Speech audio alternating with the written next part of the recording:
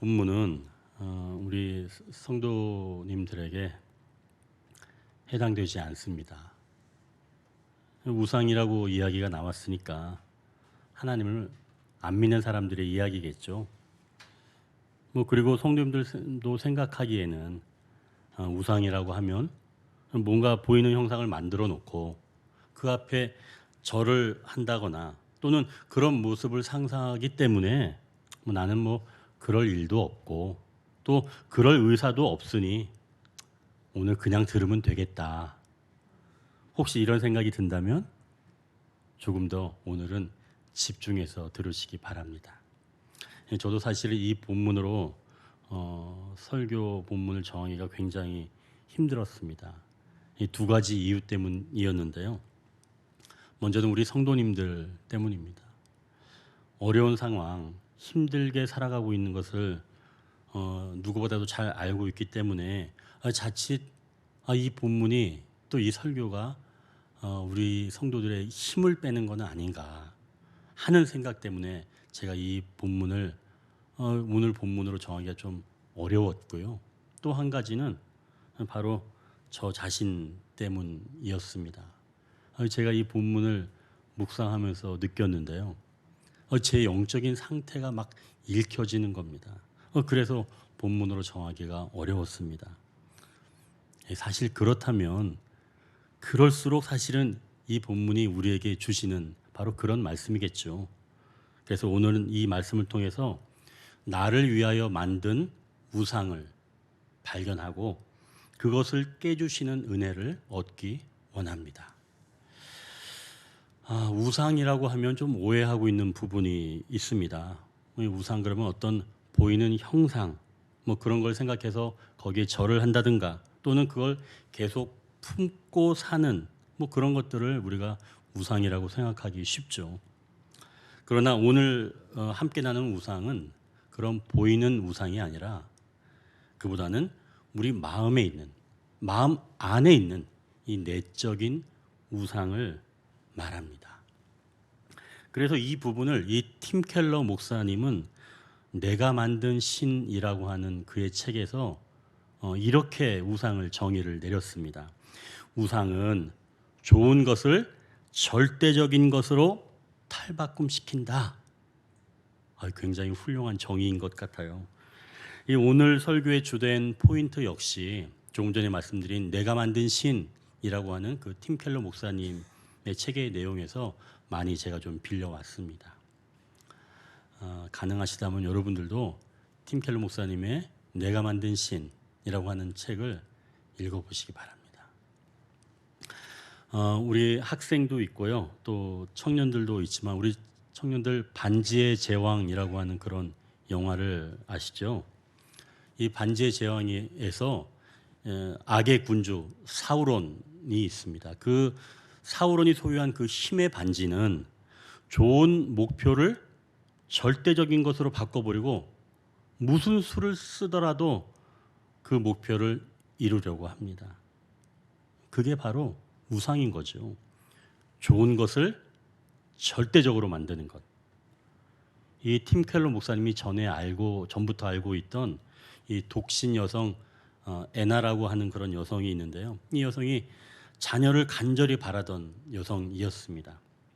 근데 이 여성이 늦게 결혼을 했는데 그의 간절한 바람대로 이 두 아이를 얻게 되었죠. 간절히 바라던 아이를 얻었으니 얼마나 좋았겠어요. 행복했겠죠. 그런데 꿈을 이루지 못했습니다.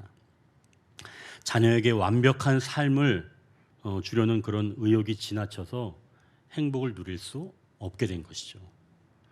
두려움과 불안에서 나온 과잉 보호와 자녀의 삶을 시시콜콜 통제하려는 그런 욕구가 그녀의 삶 그리고 아이들의 삶까지 불행하게 만들었습니다. 큰아이는 학교에 잘 적응하지 못해서 심각한 정서적인 문제를 보였고 이 둘째 아이는 늘 분노로 들끓었습니다. 그럼 이제 우리가 알고 있는 이 일반적인 어떤 보이는 우상과는 다르게 우리 마음 안에 있는 보이지 않는 우상이 있다는 것. 이게 지금 분명히 있다는 것이고 또 그것은 좋은 것을 절대적인 것으로 변화시키면서 그렇게 될 때 그것이 곧 우상이 된다는 겁니다. 그러니까 삶에서 가장 좋은 것이 우상이 될 그런 소지가 있다는 것이죠. 이렇게 간절히 바라는 것이 오히려 우상이 될 수 있다는 것을 기억하면서 이제 주보 첫 단락을 한번 보십시오. 우상이 만들어지다. 1절입니다. 백성이 모세가 산에서 내려오미 더딤을 보고 모여 백성이 아론에게 이르러 말하되 일어나라 우리를 위하여 우리를 인도할 신을 만들라. 이 모세 곧 우리를 애굽 땅에서 인도하여 낸 사람은 어찌 되었는지 알지 못함이니라. 지금 이스라엘 백성들이 간절히 바라고 있는 것은 무엇일까요? 우리를 위하여 우리를 인도할 신입니다. 안전하게 가나안 여정을 인도할 바로 그러한 신을 지금 원하고 있는 것이죠. 안전하게 가나안에 들어가는 것, 그게 나쁜 건가요? 나쁜 거 아닙니다. 그거 좋은 거죠. 안전하게 말이죠. 그런데 가나안까지 지금 안전하게 인도해야 할 모세가 지금 어떻다고요? 보이지 않은 겁니다. 시내산에 올라가서 40일이 다 되어가는데 나타나지 않는 겁니다. 이거 보이지 않으니까 두려워진 거죠. 이 본문 1절에 지금 보면 모세가 산에서 내려옴이 더딤을 보고에서 이 더딤은 이 지나치다는 뜻입니다. 모세가 내려와야 하는데 무슨 문제가 있는지 내려오지 않아서 그래서 지금 이 이스라엘 백성들이 당혹스럽다는 거죠. 그럼 지금 모세가 더디 내려오는 것 그 자체가 문제인가요? 아닙니다. 더디게 느껴지는 것, 무언가가 그 안에 있다는 거죠. 더디게 느껴지는 그 마음 안에 말입니다. 약속된 장소에 가려는 마음, 가나안이 삶의 목적이라고 여기게 된 것, 그곳에만 가면 모든 것이 해결될 것 같다는 그러한 마음, 그리고 안전한 여정, 그것이 지금 이스라엘 백성들을 초조하게 만들게 된 겁니다. 우상이란 하나님만이 주실 수 있는 것을 얻고자 우리가 의지하는 대상입니다. 그래서 그들은 보이지 않는 모세, 보이지 않는 하나님 대신 보이는 형상, 송아지 형상, 그것을 우상 삼아서 만들려고 했다는 것이죠. 그럼 여러분 생각해 보십시오. 그들이 만든 송아지 형상이 그들을 안전하게 지켜줄 수 있나요? 또 행복하게 해줄 수 있나요? 아니, 조금 더 생각해 보면 모세가 그렇게 해줄 수 있나요? 없습니다. 모세는 이스라엘 백성들을 책임질 수 없습니다. 송아지 우상도 할 수 없고 모세도 할 수 없습니다. 오직 하나님만이 그들을 안전하게 지키시며 하나님 안에서 기쁨을 얻을 수 있고 행복한 겁니다. 그럼 이제 여기서 질문이 떠오릅니다. 그럼 이렇게 이스라엘 백성들처럼 삶에서 어떤 특별한 경우에만 우상이 발생할까요? 그렇지 않습니다. 우상은 우리 일상에서 아주 쉽게 발생합니다. 아까 말씀드린 그 팀 켈러 목사님의 지인인 그 애나 양의 경우처럼 가정에서 쉽게 우상이 발생할 수 있다는 것이죠. 근데 여러분, 가정에서만 그런가요? 내가 만든 신의 그 책에서는 무엇이든 우상이 될 수 있다고 이렇게 경고를 하고 있습니다. 그래서 이제 제가 찾아보니까 프랑스 모델인 그 이사벨 카로양이라고 하는 사람이 있는데요. 그분이 모델을 하면서 날씬한 몸매를 유지하려는 강한 집착이 결국엔 나중에 음식을 먹지 못하는 거식증으로 발전하게 된 겁니다. 그래서 이 사람이 사망할 당시의 몸무게가 30kg밖에 나가지 않았다는 겁니다. 키가 170cm인데요. 탑 모델로 활동하면 좋은 겁니다. 그건 나쁜 게 아니에요. 근데 그걸 강하게 집착하게 되고 그것만이 절대적인 것으로 여긴다면 그것이 우상이 되고 그 우상은 반드시 우리를 절망하게 만든다는 것이죠. 어디 그뿐인가요? 미국 메이저리그 야구 선수들은 메이저리그 자체도 대단한 거잖아요. 근데 더 나아가서 명예의 전당에 오르려고 이 약물을 복용하다가 적발되어서 오히려 명예가 떨어진 그런 사례들도 너무나 많이 있습니다. 이처럼 우리 삶에서는 무엇이든 우상이 될 수 있다는 것이죠. 그럼 왜 우리는 이렇게 우상을 만들려고 할까요? 여러분, 왜 우리는 이렇게 우상을 만들려고 할까요?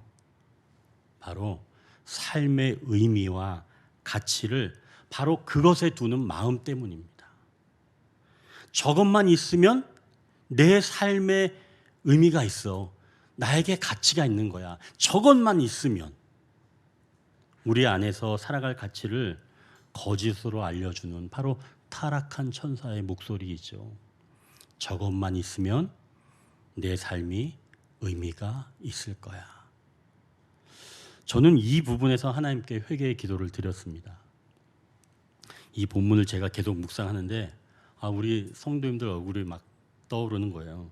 그리고 어떤 성도님의 그 간절한 기도 제목을 제가 알거든요. 그런데 그 기도 제목이 계속 지연되는 것 같은 마음이 제가 계속 들었습니다. 제 마음이 너무 답답한데 그때 제 마음 한켠에는 그것만 응답되면 내가 그래도 목회를 잘하는 것 아닌가? 라고 하는 그 생각이 발견된 겁니다. 제가 이 본문을 묵상하다 보니까. 그러고 나서 하나님께 얼마나 죄송한지 저는 저의 목회가 우상으로 발전하려고 하는 그런 과정에 있었던 거죠. 그래서 제가 기도의 내용을 바꿨습니다. 이렇게 기도의 내용을 바꿨습니다. 주님, 우리 성도님들이 어려운 상황 속에서도 먼저 주님을 만나기 원합니다.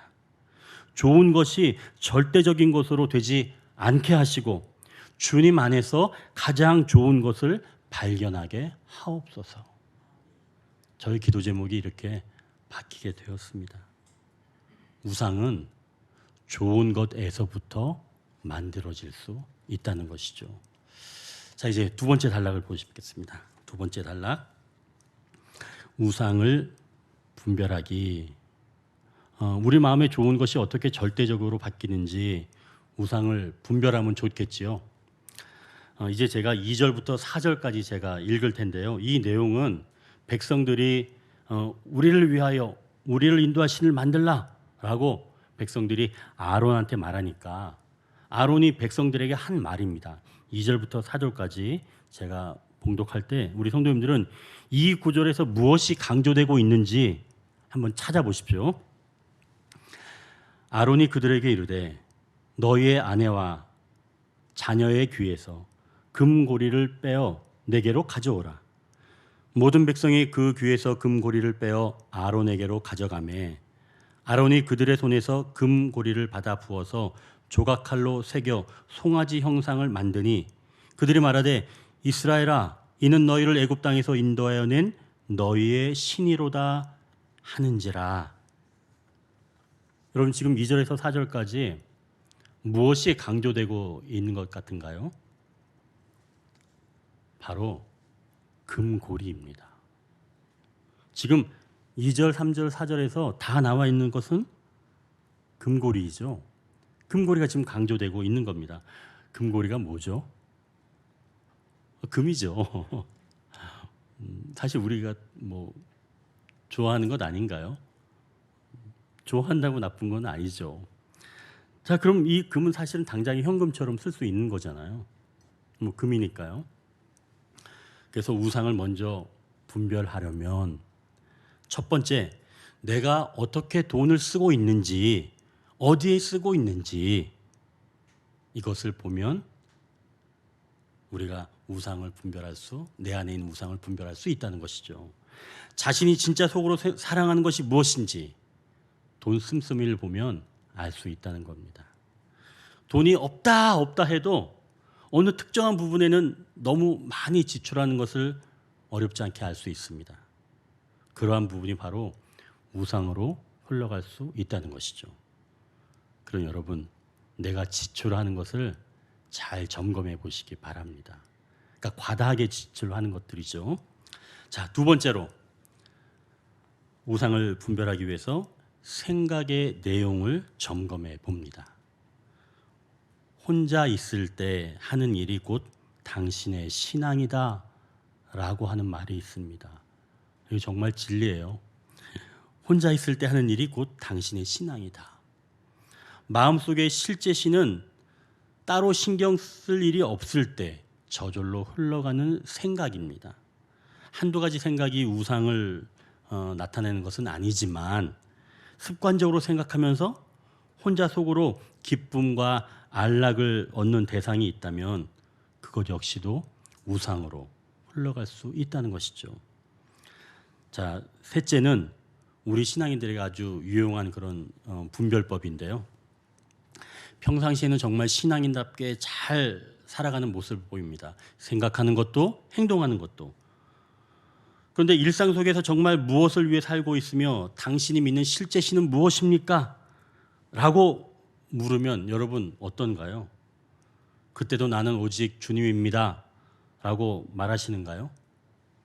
이걸 알 수 있는 좋은 방법이 있습니다. 팀 켈러 목사님이 이 책에서 이렇게 얘기하고 있는데요. 기도가 응답되지 않고 희망이 꺾일 때 어떻게 반응하는지를 보면 알 수 있다는 거죠. 내가 정말 간절히 기도를 했는데 그 기도 제목이 응답되지 않는 겁니다. 그때 나의 반응하는 모습을 보면 내가 정말 그것을 우상으로 생각하고 있었는지 알 수 있다는 것이죠. 물론 기도한 대로 되지 않으면 서운한 겁니다. 서운한 것 자체가 문제는 아닐 수 있어요. 하지만 거기에 과도하게 머물러 있으면서 마치 모든 것이 끝난 것처럼 여겨진다면 또는 뜻대로 되지 않는다고 분노가 폭발하거나 하나님을 떠나려고 한다면 그것이 우상일 확률이 높다는 것이죠. 기도 응답이 당장에는 안 되는 것처럼 보이지만 분명 우리의 인생은 아직 끝난 것이 아니며 하나님은 우리의 생각과 계획대로 일하시는 분이 아니시고 더 놀라운 결과로 역전시키는 분이라는 사실을 우리가 믿어야 합니다. 자, 이제 네 번째 우상을 분별하는 방법을 말씀하고 있는데요. 가장 통제하기 힘든 자기 감정을 보는 것입니다. 특히 좀처럼 거치지 않는 감정이나 뻔히 잘못인 줄 아는 행동으로 우리를 몰아가는 그 감정에 주목해야 한다는 것이죠. 화가 날 때면 이렇게 자문해 보는 겁니다. 내가 화를 낼 만한 정말로 중요한 뭔가가 있는가? 내가 절망하는 이유가 정말 절망하는 상황인가? 감정은 이성적 사고를 못하게 하고 몸을 먼저 행동하게 만들어 버립니다. 이렇게 네 가지 우상의 분별법을 말씀드렸습니다. 첫 번째, 돈을 어디에 주로 과하게 지출하고 있는지. 또 한 가지는 내가 혼자 있을 때 주로 무슨 생각을 하고 있는지. 세 번째, 기도가 원하는 대로 되지 않았을 때 내가 어떻게 반응하는지. 네 번째, 마지막으로 통제하기 힘든 자기 감정을 통해서 우상을 분별할 수 있다는 것이죠. 이제 세 번째 단락을 보겠습니다. 주보 세 번째 단락, 우상을 깨주시는 은혜. 7절인데요. 여호와께서 모세에게 이르시되 너는 내려가라. 내가 애굽 땅에서 인도하여 낸 내 백성이 부패하였도다. 여러분, 지금 상황은 하나님께서 모세에게 교육하시다가 일어난 상황입니다. 지난주일 말씀처럼 모세가 구름 안에서 하나님을 만나 뵙고 40일 동안 여러 가지 말씀을 듣는 중이었죠. 성막을 어떻게 지어야 되는지, 또 이스라엘 백성들을 어떻게 교육시켜야 되는지, 이런 것들을 하나님을 통해서 지금 교육을 받고 있는 바로 그러한 상황입니다. 그러니까 지금 이스라엘 백성이 시내산에서 아직 행군도 시작하지 않은 상황이라는 것이죠. 이것을 하나님과 이스라엘 백성들이 언약식한 그런 관점에서 본다면 이제 하나님과 이스라엘 백성들이 결혼식을 올리고 막 신혼에 들어간 부부라고 할 수 있습니다. 그런데 지금 이스라엘 백성들이 하나님 말고 우상을 섬기게 된 것이죠. 그럼 하나님 입장에서는 어떨까요? 다시 만나고 싶지 않죠. 그 여인 아내가 나 말고 다른 남자를 바로 결혼하자마자 다른 남자를 찾으면 그걸 좋게 볼 남편이 어디 있겠어요. 그런데 보십시오. 하나님께서 모세에게 뭐라고 얘기하시는 거예요? 내려가라. 내려가라는 겁니다. 그리로 보내시는 거예요. 우리가 읽은 본문 32장에서부터 34장은 굉장히 좀 어두운 부분처럼 느껴질 수 있지만 그렇지 않습니다. 오히려 가장 역동적이면서 하나님의 사랑이 아주 진하게 배어 있는 바로 그 부분입니다. 우리가 그것을 발견해야 하는 것이죠. 완전히 끝장난 것 같지만 오히려 이 안에서 우상을 깨시며 새로운 언약으로 만들어 가시는 하나님. 하나님은 그래서 모세를 그리로 내려보내시는 거예요. 우상의 현장으로. 우리가 항상 말하는 것처럼 출애굽기에서 모세는 누구를 예표한다고 이야기했었죠? 예수님이죠. 모세는 하나님 말씀대로 이스라엘 백성들이 있는 곳으로 가서 이스라엘 백성들을 보고 하나님께 받아왔던 돌판을 던져서 깨버립니다. 그리고 그들이 만들었던 우상을 역시 깨버리죠. 그 부분은 우리가 함께 좀 읽으면 좋겠습니다. 오늘 본문 조금 뒤에 있는 부분인데요. 19절부터 20절까지입니다. 우리가 19절, 20절을 같이 한번 읽도록 하겠습니다. 진에 가까이 이르러 그 송아지와 그 춤추는 것들을 보고 크게 노하여 손에서 그 판들을 산 아래로 던져 깨뜨리니라. 모세가 그들이 만든 송아지를 가져다가 불살라 부수어 가루를 만들어 물에 뿌려 이스라엘 자손에게 마시게 하니라. 모세가 이스라엘 백성들의 우상을 깨기 위해 지금 어떻게 다루고 있는 것 같아요? 거칠게. 지금 거칠게 다루고 있죠. 거북하기는 하지만 우상을 깨기 위해서는 하나님께서 거칠게 치시기도 한다는 것이죠. 우리가 잘 아는 그 야곱의 인생도 우상이 깨지기 전까지는 복 받는 것을 우상으로 여기면서 평생 살아왔던 사람이 바로 야곱입니다. 아버지의 복을 얻으려고 누구와 싸웠나요? 자기의 형 에서와 싸웠죠. 또 라헬의 얼굴에서 복을 얻으려고 라헬의 아버지인 자기의 외삼촌 라반과 또 그렇게 씨름했습니다. 하지만 늘 소용이 없었죠.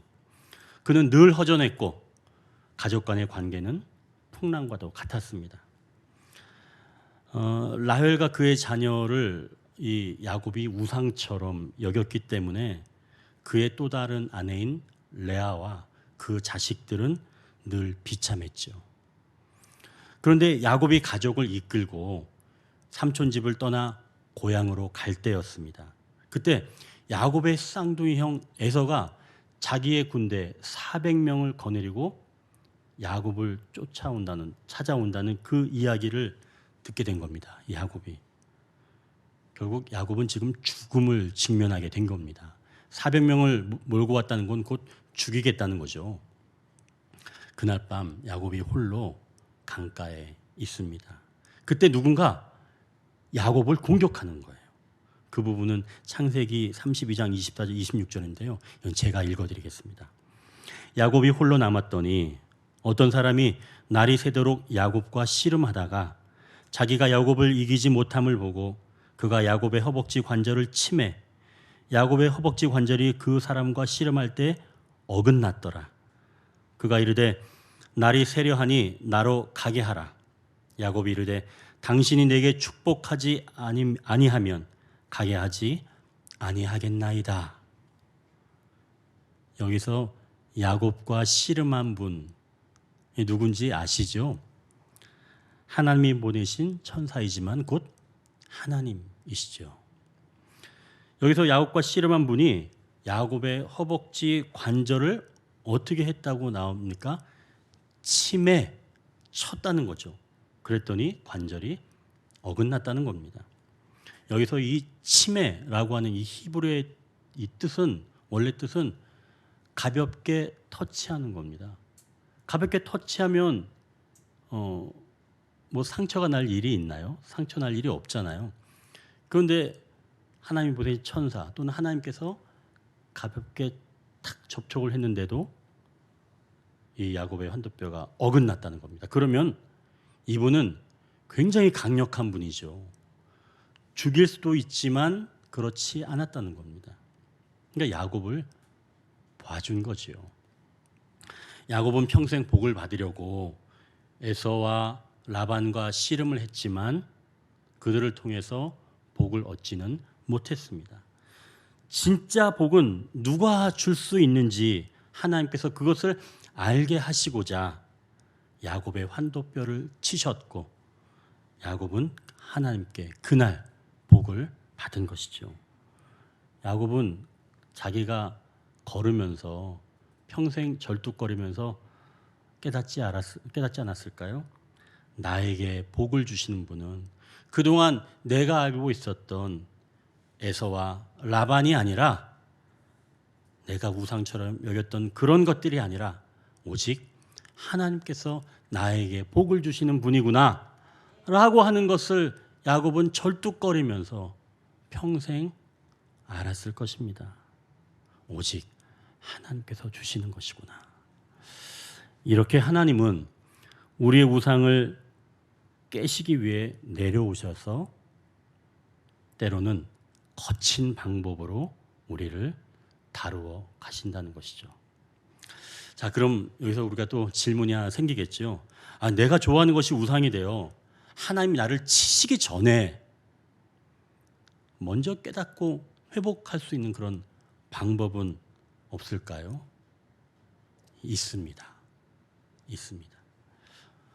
어떤 방법이 있을까요? 예배입니다. 예배를 통해서 하나님은 우리를 만나 주십니다. 하나님은 가장 좋은 것을 그 자체로 주실 수 있습니다. 하나님이 주시는 것은 그 주시는 좋은 것은 결코 절대적으로 변질되지 않습니다. 그 대신 하나님 안에서만 누려야 합니다. 여러분, 우리 여기 앉아 계신 분들은 주보를 한번 보십시오. 주보 뒷면에 보면 우리 교회 로고 보이시죠? 그리고 영상으로 지금 함께 하신 분들은 이쯤인가요? 이쯤에 우리 교회 로고가 아마 보일 겁니다. 거기 로고를 보시면 이제 바로 그런 뜻을 담고 있습니다. 두 사람이 지금 로고 보면은 자세히 보시면 두 사람이 걷고 있는 거에 보이죠? 그런데 그것을 좀 더 자세히 보시면 그 안에 십자가가 보입니다. 이 두 사람이 정말 가까이 있더라도 주님이 함께 하셔야 한다는 거예요. 그렇지 않으면 우상이 된다는 것이죠. 이러한 주님 그리고 안식은 오직 예배를 통해서만 얻게 됩니다. 삼위일체 하나님의 아름다운 임재로 예배 가운데서 우리를 만나주시는 줄 믿습니다. 이제 또 한 가지 방법인데요. 말씀 묵상을 통해서 깨닫고 회복할 수 있습니다. 저도 오늘 본문을 묵상하면서 목회를 우상처럼 생각할 수 있다는 것을 하나님께서 알게 하신 것이죠. 우리 성도들이 그 자신의 문제가 해결되면 곧 내가 목회를 좀 잘하는 거다라고 하는 그런 생각들, 그것들이 바로 우상이라는 것을 저는 이 묵상을 통해서 알게 된 겁니다. 그래서 아까도 말씀드린 것처럼 우리 성도님들이 여러 가지 문제 가운데서도 먼저 그 문제를 통해서 주님을 만나기를 제가 기도하는 것으로 바꾸게 되었다는 것이죠. 제가 이제 그 지난 목요일이었어요. 이제 그렇게 회개 기도를 했죠. 새벽 기도했대. 근데 이제 그날 아침에 어느 성도님한테 저한테 전화가 왔어요. 그분이 기도하시다가 갑자기 저를 위한 기도를 하게 되었는데 하나님께서 우리 언덕 위에 교회를 세우셨고 노유월 목사를 세우셨다는 그 말씀을 그분이 응답으로 받았다는 겁니다. 그 얘기를 저한테 아침 10시 넘어서 전화를 주신 거예요. 저는 그분의 그 이야기를 제가 주님의 말씀으로 제가 받았습니다. 제가 새벽 기도회 때 주님께 용서를 빌었는데 아침에 하나님께서 저에게 응답해 주신 거죠. 이렇게 말씀 묵상을 통해서 우리의 우상, 나의 우상을 발견하고 회개한다면 하나님께서 좋은 것을 그 자체로 우리에게 주신다는 것을 믿으시기 바랍니다. 이제 또 한 가지, 기도를 통해서 우리가 우상을 발견하고 우상으로부터 회복할 수 있습니다. 제가 조금 전에 말씀을 묵상하고 저 자신의 문제를 알게 된 후 기도하게 되었는데요. 기도는 우상을 발견하게도 하지만 발견한 후에 회개의 기도를 올려드리면 하나님께서 회복시켜 주시는 줄 믿으시기 바랍니다. 가장 좋은 것을 얻기 위해 늘 분주하게 쫓아다니며 기진맥진해서 살아가지만 절대적인 것들은 만약에 우리가 얻게 된다면 오히려 우리를 크게 실망시킵니다. 그래서 오히려 우상은 더 위험한 거예요. 얻으면 우리를 실망시키고 얻지 못하면 분노하게 만드는 겁니다. 그래서 우상은 허무한 거죠. 그런 자신을 기도할 때 우리가 발견하고 용서를 구한다면 이 저처럼 주님은 용서해 주시고 위로해 주시고 새로운 힘을 주시는 줄 믿으시기 바랍니다. 이제 곡조 있는 시 한 편으로 말씀을 마치려고 합니다. 그 예전에 시인과 촌장이라고 하는 그룹을 아마 아실 겁니다. 그때 활동하였던 하덕규님이라고 있는데요. 그분이 나중에 목사님이 되셨어요. 침례교. 하덕규 목사님이 시인과 촌장 시절에 부른 가시나무라고 하는 그런 노래가 있는데요. 이 곡을 이분은 10분 만에 만들었다고 합니다. 그러면서 이제 하나님께서 만들어 주셨어요. 이제 이렇게 고백을 하는데 그 가사 내용이 오늘 나눈 말씀과 맥을 같이 합니다. 제가 이 시를 한번 낭독하도록 하겠습니다. 내 속엔 내가 너무도 많아 당신의 쉴 곳 없네. 내 속엔 헛된 바램들로 당신의 편할 곳 없네. 내 속엔 내가 어쩔 수 없는 어둠, 당신의 쉴 자리를 뺏고 내 속엔 내가 이길 수 없는 슬픔, 무성한 가시나무 숲 같네. 바람만 불면 그 메마른 가지 서로 부대끼며 울어대고 쉴 곳을 찾아 지쳐 날아온 어린 새들도 가시에 찔려 날아가고 바람만 불면 외롭고 또 괴로워 슬픈 노래를 부르던 날이 많았는데 내 속엔 내가 너무도 많아서 당신의 쉴 곳 없네. 우리 이 마음 안에 우상이 많아 나도 쉬지 못하고 우리 가족도 쉬지 못하고 주님도 쉬지 못합니다. 말씀을 정리합니다. 우상은 우리 안에서 만들어집니다. 좋은 것들이 절대적인 것들로 변질될 때 우상이 됩니다.